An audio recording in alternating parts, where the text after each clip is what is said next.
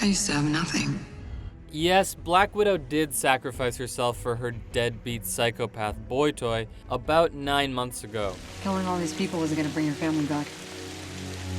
But just because she splattered herself on Vormir doesn't mean Marvel can't make a movie about her. The trailer for that movie is here, and so today on The Binger, we'll be breaking down all the what-ifs and could-bes that could, maybe, possibly, and definitely be in The Black Widow. I got red in my ledger. Let's go through the trailer chronologically and pause on some of the important parts.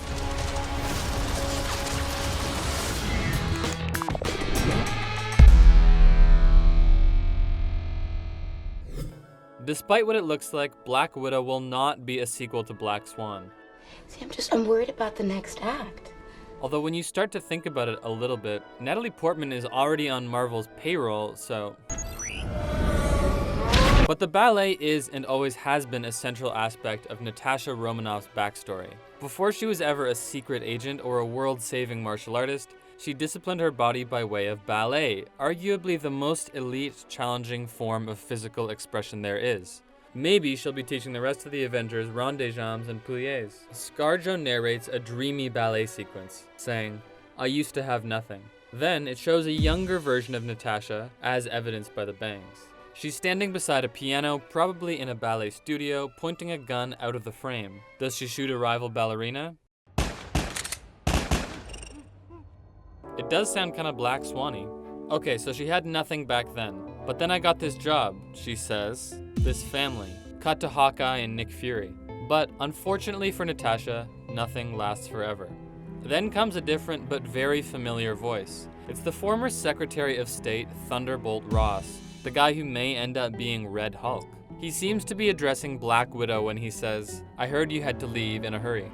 She answers that yeah, it's not easy these days and she's lived a lot of lives, but now it's time for her to go back to her past and tie up some loose ends. This is where the trailer moves into very familiar, maybe too familiar territory. For any of you who have watched Killing Eve, you'll know what I'm talking about. Shut up! The stiff Russian accents, the lovey-dovey, and the subtext fight scene where they crash through an idyllic Paris apartment.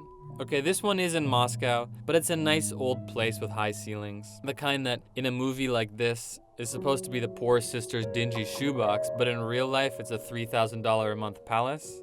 Anyway, the love-hate thing, the sisterly vibe, maybe Sandra Oh and Jodie Comer will make an appearance. Maybe Phoebe Waller-Bridge is secretly a writer on Black Widow and we'll get some fourth wall breaking family drama. Speaking of family, it turns out that Black Widow actually has one.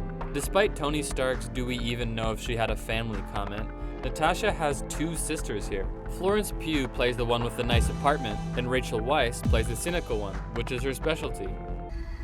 No, the heavens should be simple. They are not. Then there's the David Harbour in the room. The guy who played Hopper in Stranger Things and Hellboy in Hellboy. What they do to you? Is here playing Red Guardian, aka Alexei Shostakov, aka Natasha Romanoff's ex. When they got married, Alexei was a pilot and Natasha was a ballerina. Simpler times.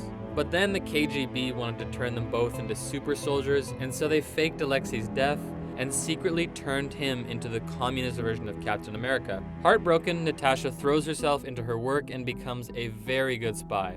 And then, like all the best spies, she defects. But now, in Black Widow, after the events of Captain America: Civil War, it's time for a family reunion and an investigation that will probably lead back to some sinister Arctic lab or gulag. Imagine a female Russian version of the Bourne movies with a dash of superhero costume, and you've got the picture. Plus, rumors are floating around that Mr. Less Than Zero himself, Robert Downey Jr., will be coming back as Tony Stark because, after all, this movie is set before Endgame.